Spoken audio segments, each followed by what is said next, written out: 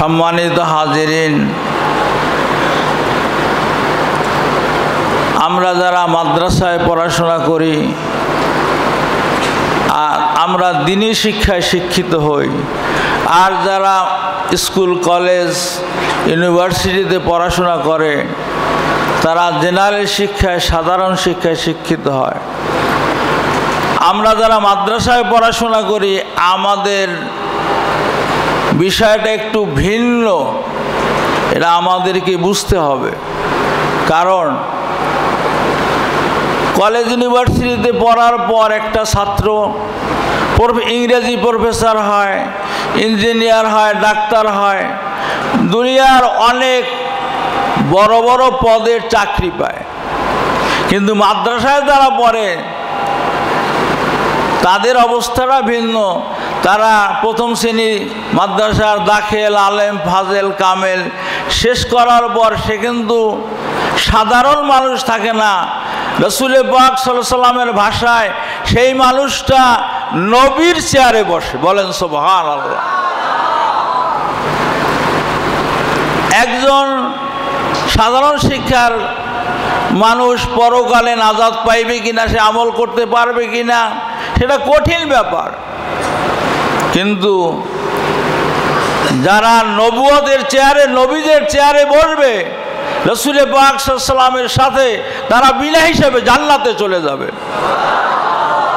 সুতরাং আপনাদেরকে বুঝতে হবে, চিনতে হবে যে আপনারা কিন্তু সাধারণ মানুষ না। আমাদের দেশে বাহিনীর লোক আছে, সেনাবাহিনী আছে, বিজিবি আছে, পুলিশ আছে, কিন্তু এর মধ্যে সেনাবাহিনী কিন্তু ব্যতিক্রম ধর্মী। তারা কিন্তু পুলিশের মতো ঘুষ খাইতে পারে না, মানুষের সাথে সাধারণভাবে চলাফেরা করতে পারে না, তারা ব্যারাকে থাকে। সুতরাং আজকে আপনাদেরকে বুঝতে হবে, হযরত আব্দুল্লাহ ইবনে আব্বাস রাদিয়াল্লাহু তাআলা আনহুমা বলেন, আল্লাহ আলিমু ফি কওমিহি কান নবিয়্যি ফি উম্মতিহি।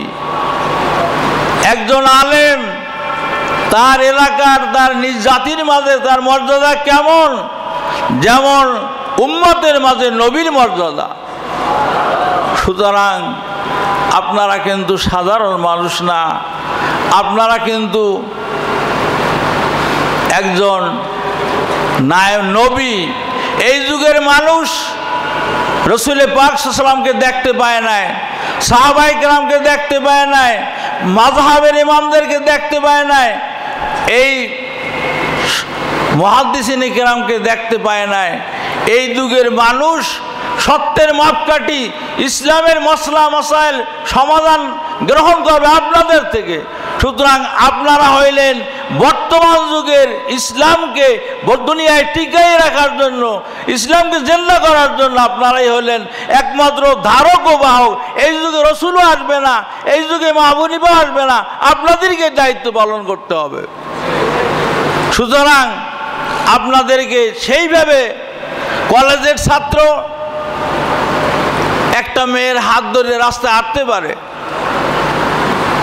আপনার জন্য আপনি বললে হবে না যে আমিও তো পড়ি না, আপনি সেটা পারবেন না। সুতরাং আমি আপনাদেরকে প্রথম কথাটা বলতে চাই, নিজেকে চিনবেন। আমরা কিন্তু সাধারণ মানুষ না। আমাদের দেখে দেখে মানুষ হেদায়েত পাবে, আমাদের দেখে দেখে মানুষ ইসলাম শিখবে, আমাদের দেখে দেখে মানুষ আল্লাহ আল্লাহ হবে, আমাদের দেখে দেখে মানুষ জান্নাতি হবে, এটা আমাদেরকে বুঝতে হবে। সুতরাং আমরা সেই স্তরের মানুষ, আমাদের চলাফেরা, কথাবার্তা, আমল আখলাক, সিরাত সুরাত নবীর নমুনা হতে হবে। সার্সিলাল শাহ আবু জাফর মোহাম্মদ সালেহ রহমতুল্লাহ আলাইহি আমাদেরকে যখন মাদ্রাসায় সবক দিতেন, বাবা বাঘ দেখো না, বিড়াল দেখো, তুমি রসুলকে দেখো নাই, আলেমে হক্কানীদেরকে দেখো। তাইলে আলেমে হক্কানীদেরকে দেখলেই রসুলের নমুনা তুমি বুঝতে পারবে। ভাইরা, বন্ধুরা, আপনাদের কাছে আজকে ওই প্রিন্সিপাল হুজুর আমার বেশি অনেক কথা বলছেন। আসলে তো আমি এই যোগ্যতার অধিকারী না, তারপরও হুজুরের সবার কাছে দোয়া আছে, আল্লাহ তাআলা আমাকে এই যোগ্যতা দান করে। আপনাদের কাছে আজকে আমার অল্প দিন চাকরি, 4 বছর চাকরি আছে। আমি যেদিন বিছনায় শুইতে যাই আমি মনে মনে ভাবতে থাকি আগামীকাল সকালে আর আমি দুনিয়ায় বাঁচবো না। আজকে এই শেষ জীবনে আসে আপনাদেরকে এই খেদমতে আল্লাহ আসার তৌফিক দিয়েছেন। আপনাদের কাছে হাত পা ধরে বলে যায়, আপনার দ্বারা আমার দ্বারা এই আল্লাহর নবীর দিনের একটা ক্ষতি যেন না হয়, তাহলে কিয়ামতের ময়দানে রাসূল পাক সাল্লাল্লাহু আলাইহি ওয়াসাল্লামের দরবারে সামনে দাঁড়াইয়া জবাবদিহি করতে হবে। এজন্যে আমরা যেন এই ভুলটা না করি, এটা প্রথম কথা। দ্বিতীয় আরেকটি কথা, আজকে অনেক ভাইরা দাওরা হাদিস খতম করেছেন, আমাদের প্রিন্সিপাল হুজুর সারসিনা পড়াশোনা করেছেন, আমরা অনেক ওস্তাদ দেখেছি। ওই খোতানি হুজুর তুর্কিস্তানে রিয়াজ মাখদুম রহমতুল্লাহ আলাই একজন সারসিনার শিক্ষকের থেকে শাহ আবু জাফর মোহাম্মদ সালেহ রহমতুল্লাহ আলাই কাছে অভিযোগ দিলেন, হুজুর খোতানি হুজুর অনেক লম্বা দীর্ঘ আলোচনা করেন, ছাত্ররা এগুলা বোঝে না, মনে রাখতে পারে না। হুজুরে যদি সংক্ষেপে একটু পড়াই দেন তাহলে ছাত্র উপকার হইতো। খোতানি হুজুর রহমতুল্লাহ আলাই পরের দিন ক্লাস শেষ করে যখন রুমের দিকে যাচ্ছেন, মরহুম শাহ আবু জাফর মোহাম্মদ রহমতুল্লাহ আলাই একজন খাদেমের মাধ্যমে খোতানি হুজুরকে কুতুবখানায় ডাকলেন। অনেক কথা নাস্তা আপ্যায়নের পরে বললেন, মুহাদ্দিস সাহেব আপনি তাকরির যারা সা ইখতিসার कीजिए, হুজুর আপনার আলোচনাটা একটু সংক্ষেপ করবেন। অত বড় মুহাদ্দিস এই কথাটা তিনি সহ্য করতে পারেন না। হুজুর তখন শাহ আবু জাফর মোহাম্মদ সালেহ রহমতুল্লাহকে জবাব দিয়েছিলেন, হুজুর মাইনে পড়ানে কো নেই আয়া, মুহাদ্দিস পয়দা করনে কো আয়া। একটা কথা, আজকে আমরা শিক্ষকেরা ছাত্র পড়াইতে গেলেই কয় টাকা দেবে, প্রাইভেটে কয় টাকা দেবে, কি করতে কত টাকা পাবো, ছাত্রে পড়লে বুঝলো কিনা, কিতাব আয়ত্ত করতে পারলো কিনা খেয়াল আমাদের নাই। আমার চাকরি করি বেতনভুক্ত কর্মচারী, একজন শ্রমিক যেরকম শ্রম দেয় তার টাকার জন্য, আমরা সেই রকম করি না। খোতানি হুজুরের এই নসিহত, এই কথায় বোঝা যায় যে একজন ওস্তাদ খেদমত করবে তার ছাত্রকে ওই ওস্তাদের মতো ওস্তাদ তৈরি করার জন্য। দুনিয়ার কোনো সকল নাই। আমার হুজুর সাক্ষী আছেন, খোতানি হুজুরে জীবনে এত ছাত্র মুহাদ্দিস তৈরি করেছেন, কিন্তু তার থাকার মতন একটা বাড়ি তিনি ব্যবস্থা করে যাইতে পারেন নাই। হুজুরে এবং তার খোতানি হুজুরে আসা ছাত্ররা মিললে তার বাড়ির ব্যবস্থা করেছে। এত বড় মুহাদ্দিস, টাকার কোনোদিন চিন্তা করেন না। আরেকটি কথা আপনাদেরকে বলছি,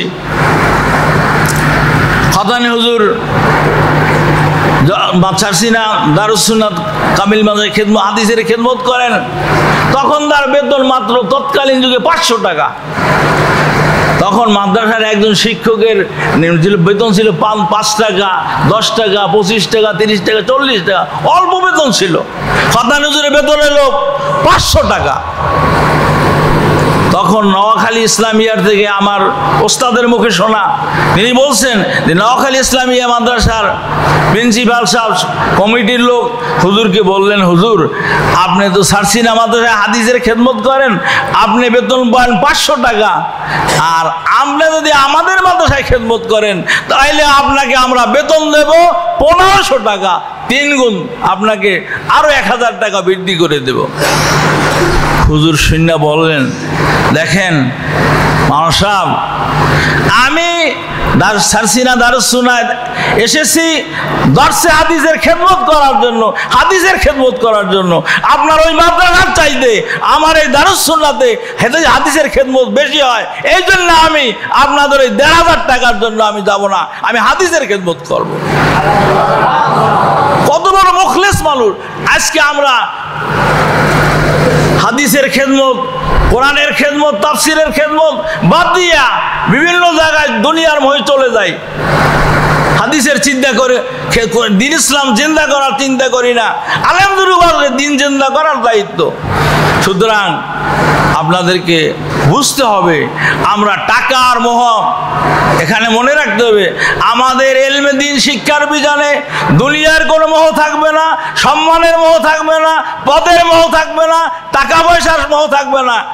একমাত্র আল্লাহকে রাজি খুশি করার জন্য, আল্লাহর জমিনে আল্লাহর দিন চিন্তা করার জন্য আমরা এই এলেম শিখবো, আমল করব। এখানে আপনারা জানেন, হাদিস পড়েছেন যে কিয়ামতের ময়দানে আল্লাহ রাব্বুল আলামিন তিন ব্যক্তির বিচার প্রথম করবেন। তিনজন জাহান্নামী। একজন হইল ইসলাম রক্ষা করতে যে শহীদ হয়েছে ধর্মযুদ্ধে, শহীদের মর্যাদা আপনারা জানেন। একজন আলেম, বড় আলেম হয়েছে, এলেমের খেদমত করেছে, সেও দুইজন। আর একজন হলো দানশীল। এই তিন ব্যক্তি জাহান্নামে যাইবে। একটাই উদ্দেশ্য, তার উদ্দেশ্য তাদের এই খেদমত দ্বারা, শহীদ হওয়ার দ্বারা, আলেম হওয়ার দ্বারা, দান করার দ্বারা আল্লাহর সন্তুষ্টি তাদের উদ্দেশ্য ছিল না। যেই আলেমরা দিন অর্জন করার জন্য, দিনের মর্যাদা পাওয়ার জন্য, টাকা পয়সা পাওয়ার জন্য যারা এলমে দিন শিখবে, এলমা দিন শিখাবে, তারা আল্লাহর কাছে কোনো কিছু পাবে না, তাদের আমল কবুল হবে না, তারা বিনা হিসাবে জাহান্নামে চলে যাবে। সুতরাং আমাদেরকে সতর্ক হতে হবে। আমি যে কথাটা বলতে চাচ্ছি সেটা হলো আমাদের জীবনে ইখলাস যদি না থাকে, ইখলাস অর্থ নির্ভেজাল আল্লাহ সন্তুষ্টির ইচ্ছা করা, দুনিয়ার কোনো মোহ আমাদের সবল থাকবে না। যদি ইখলাস না থাকে, রাসূল পাক সাল্লাল্লাহু আলাইহি ওয়াসাল্লাম বলেন ইন্নামাল আমালু বিন্নিয়াতে। এই হাদিসের ব্যাখ্যায় হানাফি মাযহাবের ব্যাখ্যা হলো এই, ইন্নামা সাওয়াবুল আমালে বিন্নিয়াতে। আমার সকল নেক কাজের আমলের সওয়াব পাওয়া যাবে নিয়ত অনুসারে। যদি নিয়ত আখিরাত হয়, আল্লাহ সন্তুষ্টি হয়, তাহলে দুনিয়ায় ভাগ্যবান, আখিরাতেও ভাগ্যবান। আর যদি দুনিয়া নিয়তের ভিতরে দুনিয়া থাকে, টাকা পয়সা থাকে, সম্মান থাকে, দুনিয়ায় ক্ষতিগ্রস্ত, আখিরাতেও ক্ষতিগ্রস্ত। সুতরাং আমি ভাইদের কাছে আজকে যারা মাদ্রাসায় আমরা সবক নিচ্ছি, যারা খতমে বুখারীর সবক শেষ করছি, যারা মাদ্রাসায় অধ্যয়ন করছি, আমরা আল্লাহ সন্তুষ্টি ছাড়া দুনিয়ায় মানুষের কোনো সন্তুষ্টি, আমরা দুনিয়ার কোনো টাকা পয়সা চিন্তা করবো না। দিন চিন্তা করার জন্য, আল্লাহর জমিন আল্লাহর দিন টিকাই রাখার জন্য আমরা কোরআন হাদিস শিখবো, আমল করব। এছাড়া কোনো অন্য উদ্দেশ্যে করলে কিন্তু আমরা সফল কাম হইতে পারবো না। এই ইখলাস যদি আমাদের না থাকে, ইখলাস যদি আপনার থাকে, তাইলে আল্লাহর দরবারে আপনার আমার আমল কবুল হয়ে যাবে। কোরআন মাজিদে আল্লাহ বলছেন সালুকরিউকা ফালা তানসা।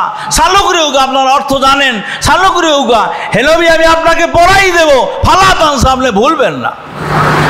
আল্লাহ রাব্বুল আলামিন বলছেন হে নবী পড়াই দেওয়ার, কোরআন যখন নাজিল হইতো হুজুর মুখস্থ করার জন্য বারবার জিহ্বা নাড়াইতেন। আল্লাহ আয়াত নাজিল করে দিলেন না, আমি পড়াইয়ে দেব।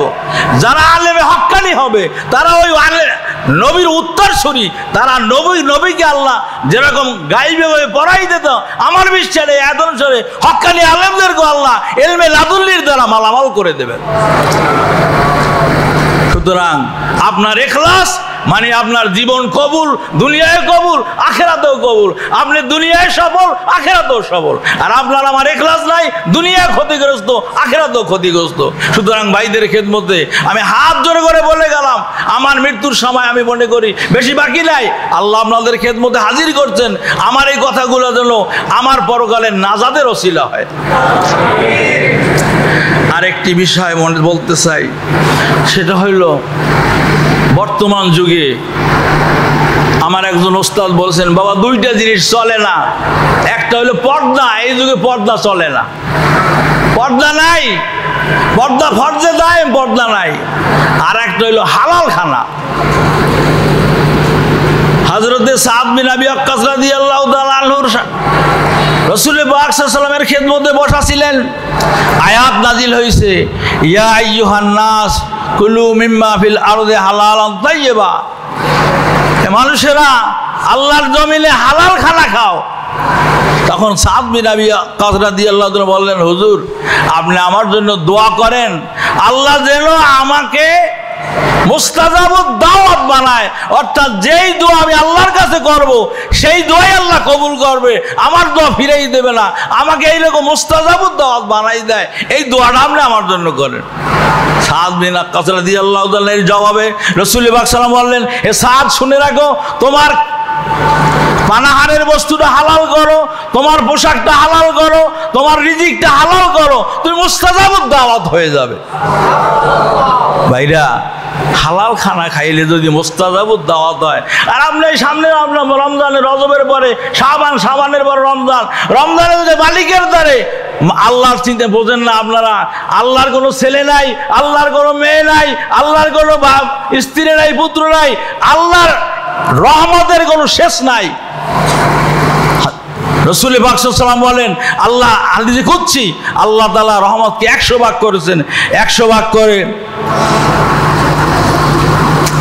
100 ভাগ করে 1 ভাগ দিয়েছেন গোটা বিশ্বের মাখলুকাতকে, আর 99 ভাগ রাখছেন আল্লাহ নিজে এই বান্দাদেরকে, তার নেককার বান্দাদেরকে রহমত করার জন্য। যেই মানুষটা যার সন্তান নাই, আমি আমার হুজুরে তো প্রিন্সিপাল হুজুর ছিলেন, আমাদের একজন বড় ওস্তাদ ছিলেন আল্লামা আমজাদ হোসেন রহমাতুল্লাহ আলাই, তিনি বাইতুল মোকাররম মসজিদের খতিব নির্ধারিত হয়েছেন। মরহুম শাহ আবু জাফর মহসিন বলছেন, না সারসিনা ছেড়ে যাওয়া যাবে না, আসে নাই, কুষ্টিয়া ইউনিভার্সিটিতে ইন্টারভিউ দিয়েছে, ফার্স্ট হয়েছে, হুজুর বলছেন যাওয়া যাবে না, আসে নাই, এত মুখলিস তারা ছিলেন। সেই এই যে আমজাদ হোসেন রহমতুল্লাহ আলাই অবস্থা, যে কথা বলছিলাম, কোনো সন্তান নাই। একদিন এক ছাত্র যাই দেখতেছে হুজুরের চোখের পানি পড়তে পড়তে দাড়ি ভিজা, জামা ভিজে গেছে। হুজুর কাঁদলেন কেন? যখন বলছে আরো কাঁদলেন দিচ্ছে। হুজুর আমাদেরকে বলেন, আমরা যদি কোনো বেয়াদবি করে থাকি মাফ চাও, আমাদেরকে বলেন। হুজুর আরো জোরে কাঁদছেন। সংক্ষিপ্ত কথা হইল, আমার কোনো সন্তান নাই, আমাকে কেউ আব্বা বলে বাবা বলে ডাক দেয় না। এই যার সন্তান নাই, এর যে মনের কত কষ্ট, এটা একমাত্র ওই যার সন্তান নাই। আল্লাহর ছেলে নাই, মেয়ে নাই, আল্লাহ বান্দাকে রহমত করার জন্য পাগল। রহমান রাহিম সেবাদের সিগা, সেবাদে মোসাব্বাত, দাওয়াম, সার্বক্ষণিক আল্লাহ রাব্বুল দুনিয়ার সব আদালত যখন অফিস, যখন কোর্ট কাছারি বন্ধ হয়ে যায়, আল্লাহর দরবারের গেটটা, দরজা তখন খুলে যায়। হাদিস শরীফের ভিতরে আসছে, রাসূল পাক সাল্লাল্লাহু আলাইহি ওয়াসাল্লাম বলেন, আল্লাহ রাব্বুল আলামিন দুনিয়ার শেষ রাত্রে প্রথম আসমান এসে বলতে থাকে, কে আছে তোমাদের মধ্যে বিপদগ্রস্ত, আমার কাছে বলতে থাকো। কে আছে সাহায্য প্রার্থী, আমার কে আছে গুনাহ প্রার্থী, গুনাহ মাফ করতে চাও, আল্লাহ ডাকতে থাকে মাফ করার জন্য। দুনিয়ার মানুষের কাছে টাকা সম্পদ চাইলে মানুষ রাগান্বিত হয়ে যায়, মাল্লাম ইয়াসআলিল্লাহ ইয়াগদাব আলাইহি, অথচ আল্লাহর কাছে না চাইলে আল্লাহ রাগ হয়ে যায়। মানুষের কাছে চাইলে রাগ হয়, আর আল্লাহর কাছে কি না চাইলে রাগ হয়। সুতরাং বন্ধুরা, ভাইরা, আপনাদেরকে বলছি, আপনারা এই শুক্রবার আজকে রাত্রে তাহাজ্জুদ পড়ে গভীর রাত্রে, মালিক আমাকে দিতে হবে, আমি তোমার নবীর প্রতি বিশ্বাস করেছি, তোমার প্রতি বিশ্বাস করেছি, না দেখে সবকিছু বিশ্বাস করেছি, আমাকে দিতে হবে। আমার বিশ্বাস, আমার অভিজ্ঞতা বলছে, আমি বলবো না, অভিজ্ঞতার আলোকে বলছি। আমি সারসিনাতে অনেক ছাত্র দেখছি যে হুজুর বলছে, হুজুর আজকে রাত্রে রাসূল পাক সাল্লাল্লাহু আলাইহি ওয়াসাল্লামের সাথে জিয়ারত হয়েছে, আর বলছে তোমার এই কিতাব সব তুমি এখন থেকে পড়তে পারবে। কয় হুজুর এখন আর আমার কিতাব মোতালা করা লাগে না, কিতাব দেখলেই পড়াইতে পারি। মদিনার রসুল মারা যায় নাই, আরশে আজিমের মালিক আল্লাহ মারা যায় নাই। সুতরাং বন্ধুরা, আপনাদেরকে বলি, মালিকের কাছে চান, লিল্লাহি মুলকুস সামাওয়াতি ওয়াল আরদি, আসমান জমিনের, ওয়ালিল্লাহি খাজাইনুস সামাওয়াতি ওয়াল আরদি, আসমান জমিনের সমস্ত ভান্ডার আল্লাহর হাতে, মালিকের হাতে। সুতরাং সানুকুরে ভালো আতাংসা, আমার বিশ্বাস আপনি যদি নবীর এটা সুন্নাতের অনুসরণ করেন, তাহলে আল্লাহ রাব্বুল আলামিন আপনাকে মুস্তাজাবুদ দাওয়াত করে দেবে।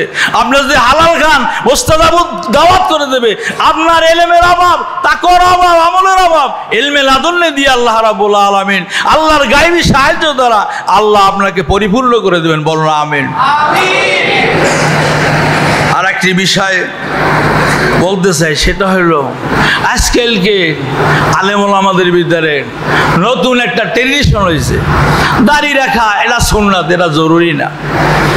টুপি রাখা সুন্নাত, এটা জরুরি না, আবশ্যক না, এটা ফরজ আযম না, এইরকম অনেক কথা বলে।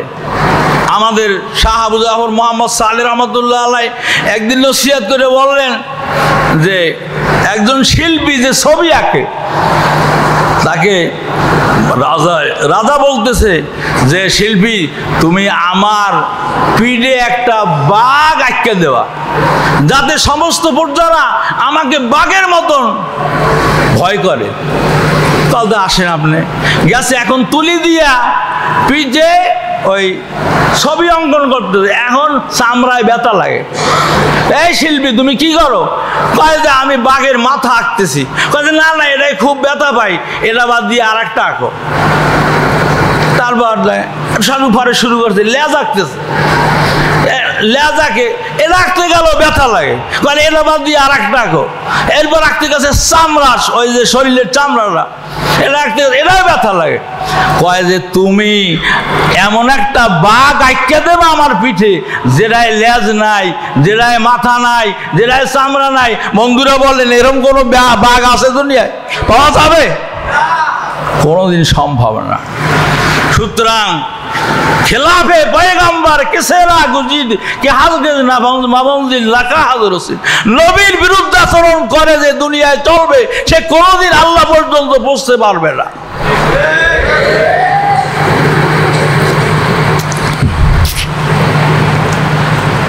আমাদের শাহ আবু জাফর মোহাম্মদ সালেহ রহমতুল্লাহ আলাইহি খুলনা শহরের উপর একটা মাহফিলে গেছেন।